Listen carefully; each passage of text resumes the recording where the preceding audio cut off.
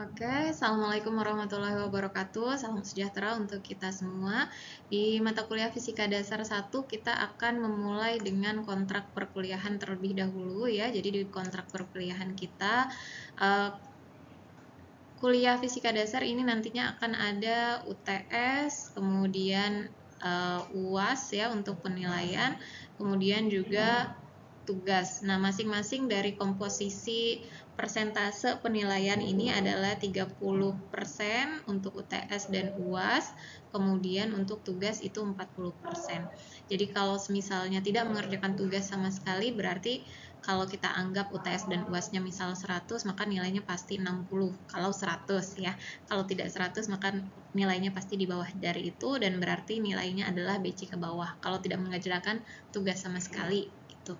Nah, jadi sebisa mungkin diusahakan semua tugas-tugas yang diberikan dikerjakan dengan sebaik mungkin gitu ya. Itu untuk tugas.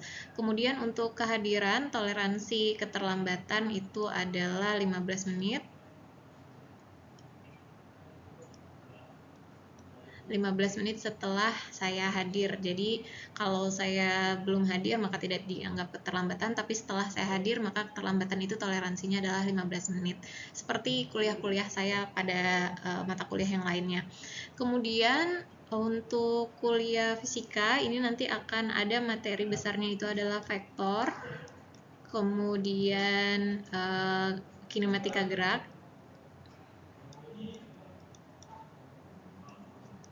kemudian materinya adalah energi dan kekekalan energi. Ini adalah materi inti di fisika terapan ya. Kalaupun ada materi-materi selain 4 materi ini itu adalah materi tambahan, di mana materi tambahan tersebut adalah fungsinya untuk mendukung materi yang akan saya sampaikan. Jadi mungkin nanti setelah vektor ada materi lain untuk kinematika gerak, atau seperti hari ini ya, kita sebelum masuk ke vektor kita masuk dulu ke besaran dan satuan, supaya nanti ketika mengerjakan ataupun mempelajari materi-materi yang inti tadi yang saya tuliskan ini, itu tidak ada pemahaman yang berbeda karena ada materi tambahan di antara 4 materi tersebut.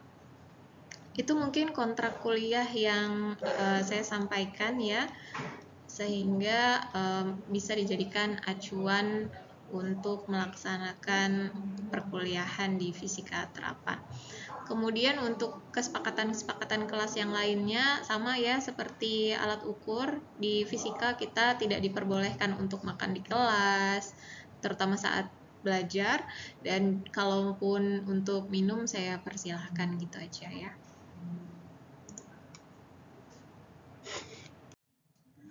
Nah, kemudian di materi sebelum materi vektor ada materi besaran dan satuan ya. Kalau kalian pernah mempelajari ini, sudah pernah dipelajari di SMP, pernah mungkin dipelajari di SMA atau di SMK, ini pasti sudah pernah dibahas karena ini adalah materi awal sekali sebelum masuk ke materi-materi fisika lainnya. Besaran itu adalah sesuatu yang dapat diukur. Ya, jadi untuk mendapatkan besaran kita harus melakukan pengukuran. Maksudnya gimana? Misal saya ingin mengetahui panjang sebuah meja, maka saya harus melakukan pengukuran dengan penggaris ataupun dengan meteran begitu. Nah, berarti saya untuk mendapatkan besaran tersebut, panjang tersebut, saya harus melakukan pengukuran. Maka saya dapatkan misalnya 10 meter untuk mendapatkan panjang sebuah benda. Nah, besarannya di sini di angka 10 meter, besarannya itu adalah yang 10-nya. Jadi besaran itu adalah nilainya. Ya, nilai atau angka. Nah, kalau meternya ini yang mana? Meternya ini adalah satuan. Ya, ini adalah satuan. Satuan itu apa? Satuan adalah pernyataan yang menjelaskan arti. Jadi ketika saya bilang 10 meter berarti satuannya menjelaskan arti angka 10 itu berarti besaran panjang. Kalau saya cuma bilang 10 saja kita nggak jelas ini 10 apa gitu ya kan.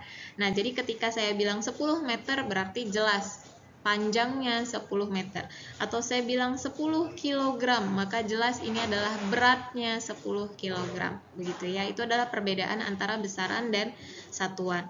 Kemudian satuan ini juga bisa dinyatakan dalam bentuk standar internasional atau terstandarisasi.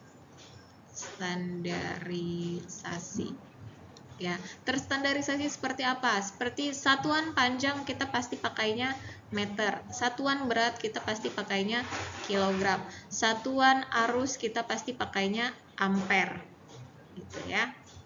Nah, itu adalah satuan-satuan yang sudah terstandarisasi, begitu. Itu adalah bedanya antara besaran dan satuan.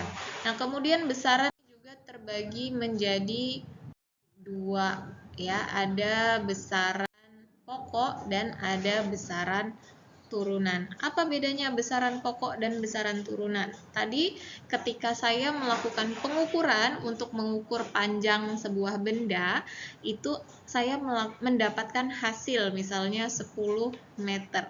Nah, lihat di sini satuannya tunggal. Maka besaran pokok itu yang pertama adalah didapat dari pengukuran. Kita melakukan pengukuran. Kemudian besaran pokok ini satuannya tunggal. Satuannya tunggal. Maksudnya gimana? 10 meter satuannya tunggal, 10 kilo satuannya tunggal, 3 ampere satuannya tunggal, gitu. Atau 3 mili ampere satuannya tunggal. Ya, jadi hanya satu satuan. Yang dimaksud dengan besaran tidak tunggal itu seperti apa? Itu adalah besaran turunan. Misal ada sebuah kotak begini ya, kemudian kita ukur sisinya di sini 3 cm, di sini 3 cm. Untuk mendapatkan luas sebuah kotak ini, ya, kita harus melakukan perhitungan. Nah, makanya masuk ke sini. Besaran turunan didapatkan dari perhitungan.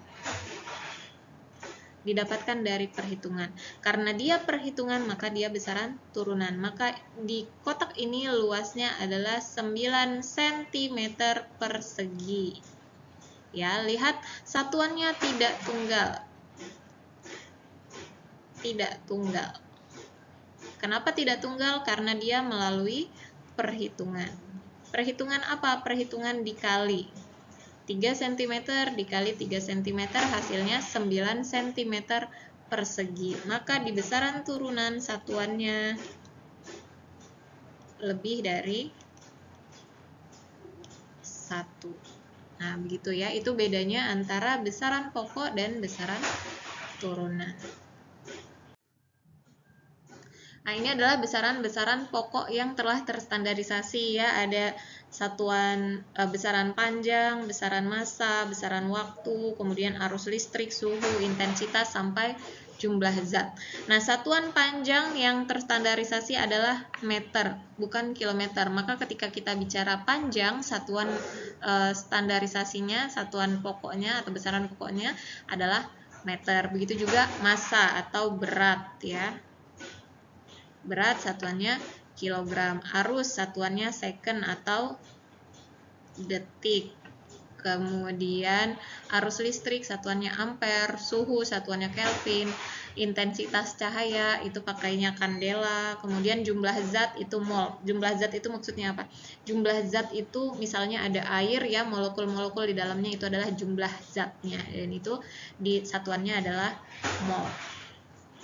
Nah, sedangkan yang lain bagaimana? Kalau misalnya satuan pokok, besaran pokoknya ini, besaran yang lain seperti apa? Misalnya saya punya besaran di sini 2 liter. Ya. 2 liter itu adalah volume.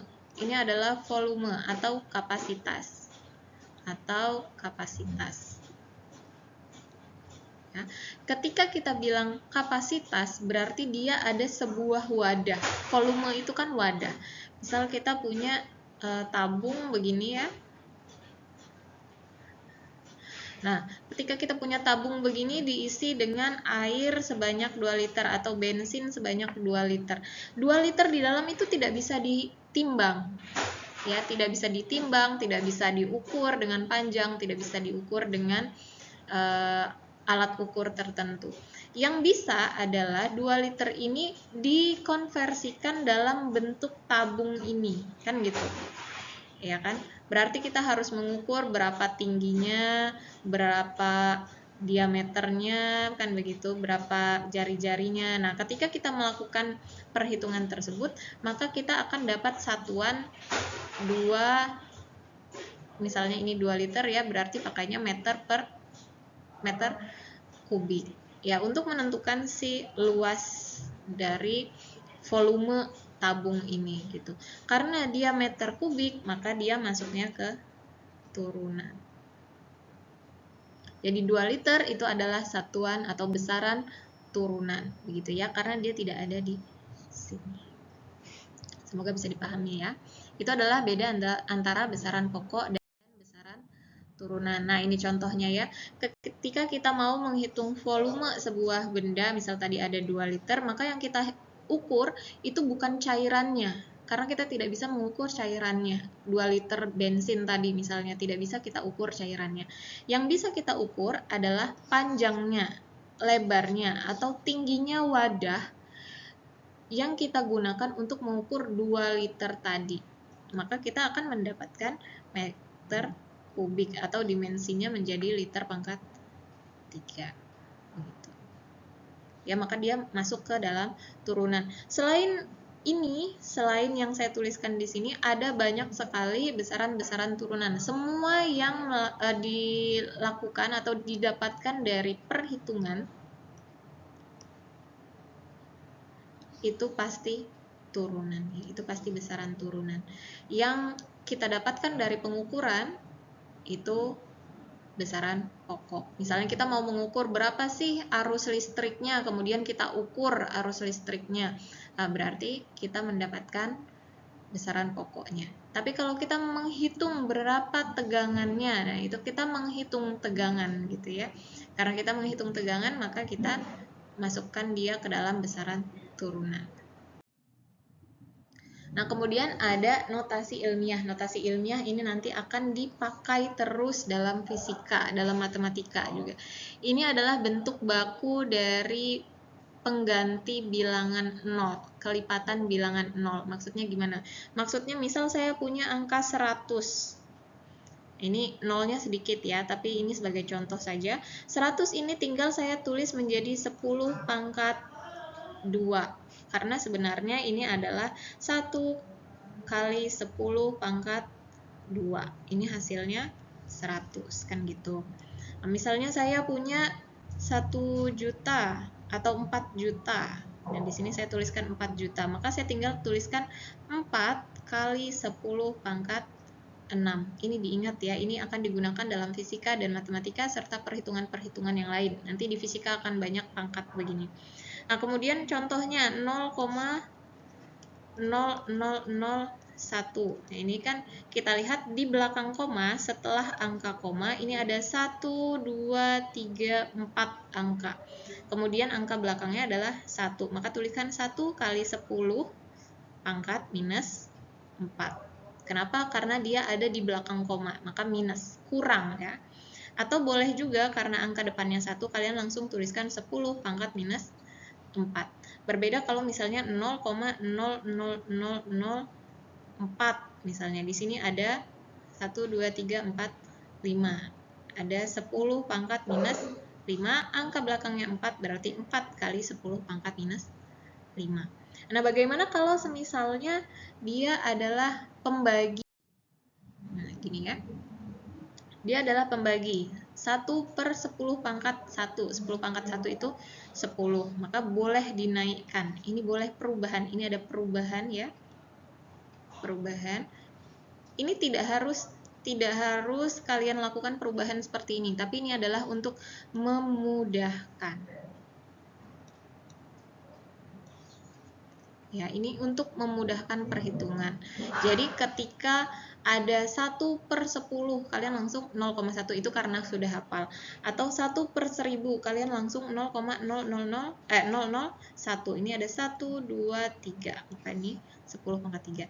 Atau misalnya seperti ini, 3000 dibagi 0,1. Berapakah hasilnya?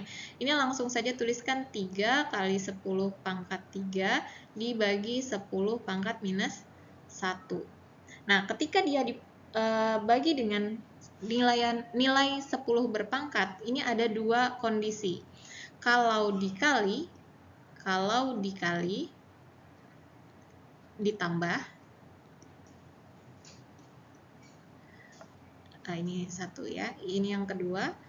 Kalau dibagi, maka dia dikurang. Maksudnya bagaimana? Kalau dikali, berarti ini saya pindahkan ke atas. 3 kali 10/3 dibagi 10/-1, maka saya ubah menjadi 3 kali 10/3. Ini 10/1-nya naik ke atas. Naik, ya. Dikali 10/1. Nah, lihat kalau dia naik jadi positif. Ya, jadi kalau dia naik, dia berubah, yang tadinya negatif jadi positif, yang tadinya kalau misalnya positif dia naik akan jadi negatif. Ini diingat ya. Nah, ini syaratnya tadi apa? Kalau dia dikali ditambah, berarti 3 kali 10/3 ditambah 1. Hasilnya adalah 3 kali 10/4. Begini ya cara perhitungannya, dan ini harus dimengerti karena ini akan nanti banyak digunakan untuk perhitungan. Kemudian yang kedua, kalau dibagi dikurang. Maksudnya gimana? Maksudnya tadi kita punya 3 kali 10/3 dibagi 10/-1. Ini kan sudah dibagi, sudah dalam bentuk pembagian. Maka langsung saja 3 kali 10/3 dikurang minus 1, gitu ya, dikurang minus 1. Maka karena min ketemu min itu hasilnya positif, maka 3 kali 10/4. Ini 3 dikurang 1, begitu ya. Hasilnya sama, yang berbeda apa? Yang berbeda adalah cara kalian dalam menghitung. Carilah mana yang lebih mudah.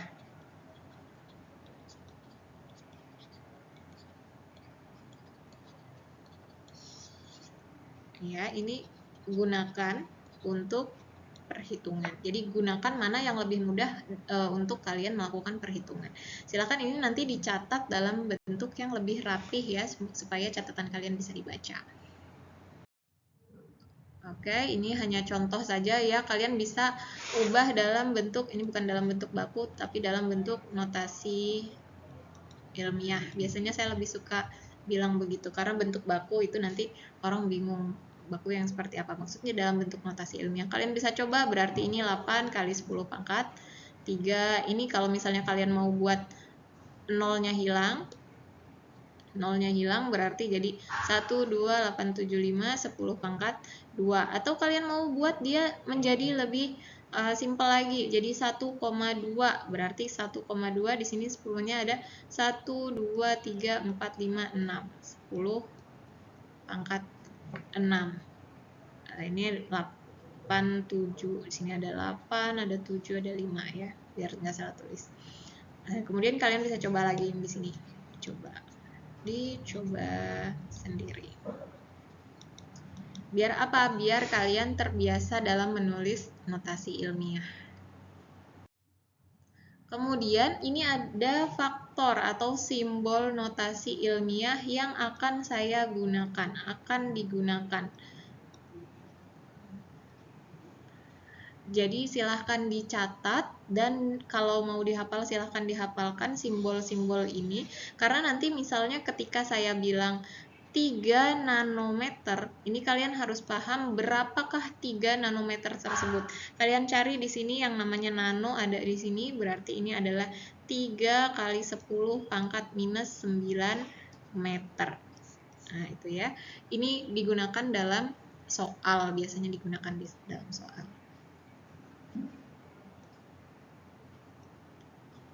Ini silahkan kalian pahami semuanya. Oke, kemudian ini kalian bisa coba sendiri ya. Oke, sampai di sini mungkin yang bisa saya sampaikan untuk kita pengantar ya dalam fisika terapan. Untuk selanjutnya nanti cara-cara perhitungan tersebut akan kita gunakan dalam menyelesaikan masalah-masalah yang ada di fisika. Begitu mungkin yang bisa saya sampaikan. Terima kasih. Wassalamualaikum warahmatullahi wabarakatuh.